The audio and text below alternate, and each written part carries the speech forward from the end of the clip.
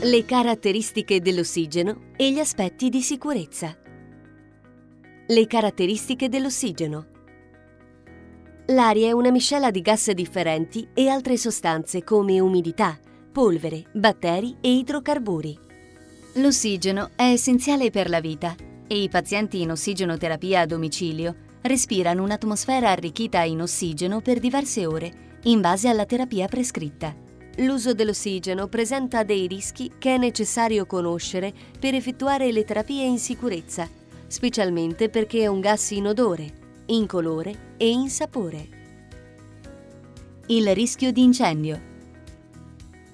Il fuoco si innesca se 3 elementi coesistono nello stesso momento. 1. Il comburente è l'ossigeno contenuto nell'aria. 2. Il combustibile è un materiale che brucia e che può essere liquido, gassoso o solido. 3. L'innesco, che permette al combustibile e al comburente di infiammarsi. Per esempio corpi incandescenti, come sigarette, stufe, una fiamma libera come in cucina o come una candela, una scintilla o un attrito. La concentrazione dell'ossigeno intorno alle cannule è altissima, di conseguenza il rischio di incendio è particolarmente alto in presenza di un combustibile e di un innesco.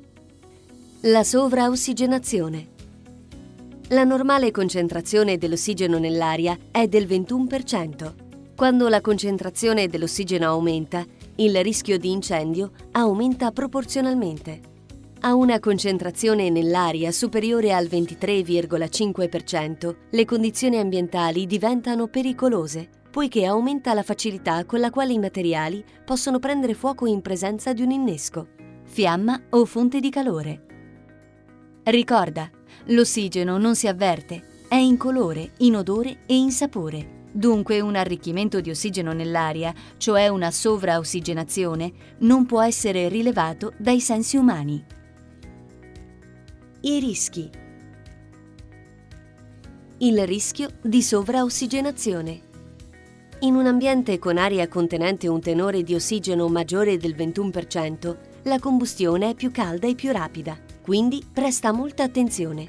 Per esempio, guarda come può variare la combustione di una sigaretta.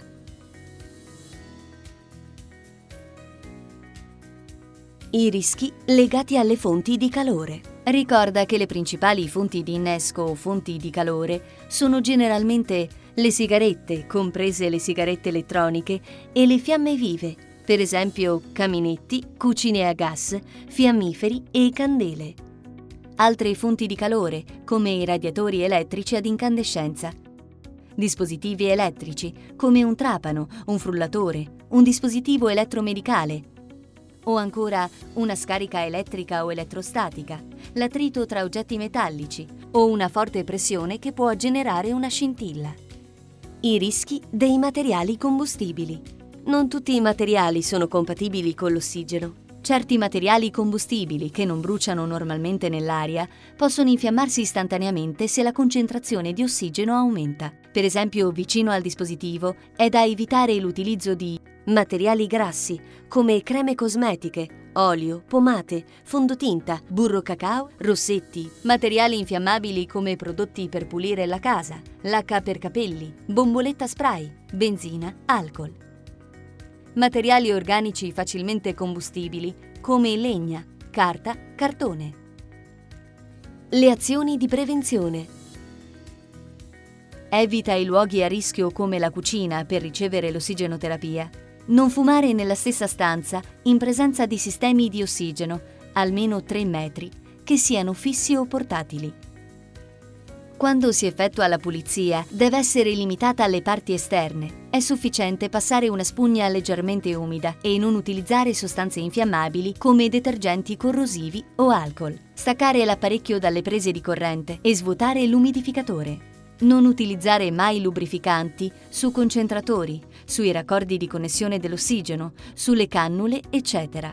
Evita qualsiasi tipo di sostanza grassa o oleosa a contatto con la pelle o vicino alle narici. In caso di irritazione a livello delle narici, privilegia creme a base di acqua e chiedi consiglio al tuo farmacista. Lava sempre le mani prima di manipolare i dispositivi per l'ossigenoterapia.